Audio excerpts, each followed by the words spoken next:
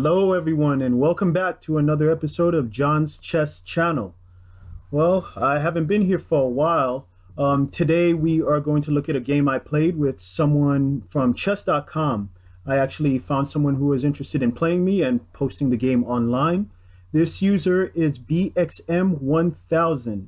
All right, they've been waiting quite eagerly for me to upload this game, so here we are. Now, I analyzed this game with some assistance from the chess analysis program, so let's go ahead and take a look. Me and this user played two games. We played one that was kind of short, and then we had a rematch and played another. So let's take a look at it.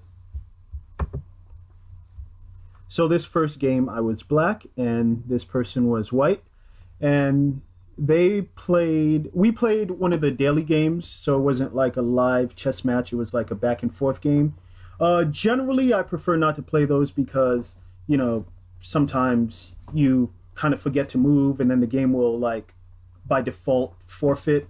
Or, sometimes you might forget what you were planning, what kind of attack you were planning because you're not, like, in it at the time. But anyway, without further ado, let's take a look at this.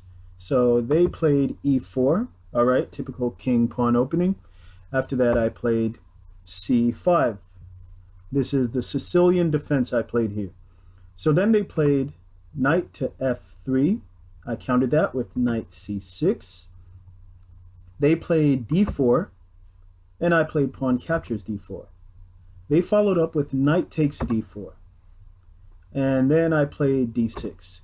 Now, let me just say something. I know I was playing the Sicilian defense, but I don't know which variation or if d6 was part of book. I'm not somebody who just wants to analyze book moves, until I know like 1,000 book moves. I think that kind of takes away from the game. I'm just trying to have fun. I'm not worried about who can memorize the most book moves or who has less of a social life and is studying chess. No. This is why even sometimes I'll try to play like Fisher Random, Chess to 960, because you don't rely on book like that. So anyway, I played d6. This person played bishop b5. Okay, pinning my knight, obviously. And I played bishop to d7 because I don't like my knight being pinned. I mean, who does, right? And it was a double attack over here with their knight. They could have taken it, so I tried to avoid all that. So they captured. I captured back with the pawn, all right? So rather than capture with the bishop, I captured with the pawn, and hopefully I was hoping I can push the pawn up over here after that, okay? So they moved their pawn to c4.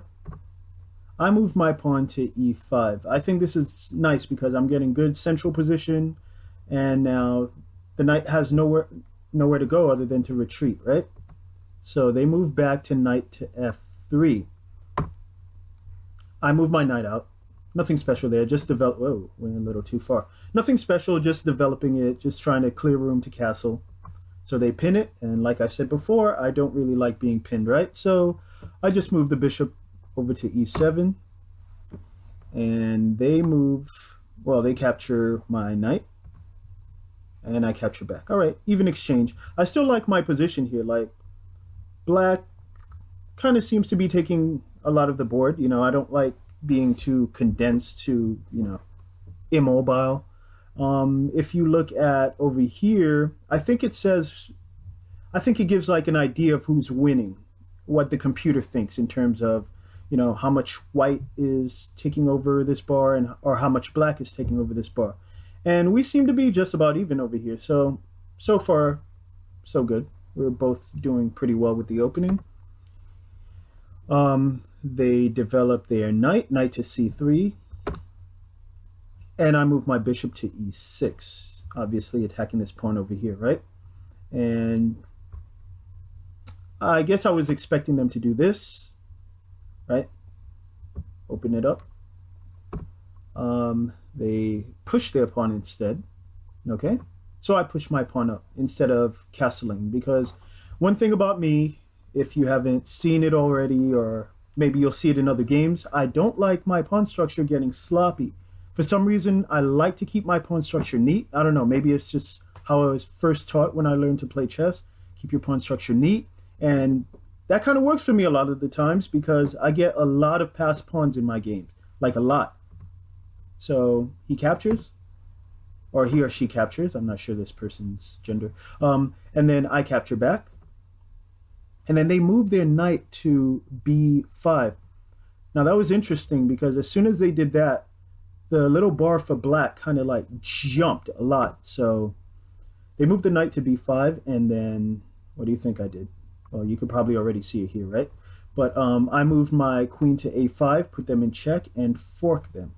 And then after this, the user resigned because there's not really any way to salvage that. Because, let's see, if they try to move their knight over here, let's say, right? I can always just push the pawn up. And there's not really any way to stop that, really, right? I mean, I'm not sure there's anything that could be done for that. If anyone sees it, feel free to let me know, but this seems like the end for the most part. And some people don't like playing from losing positions, and, you know, I understand that.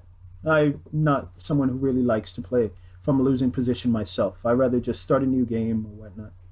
And that's another reason why I like playing live, because it just feels so bad to invest so much time and energy into a game and then, like, you lose, you know? That's why I just like speed games.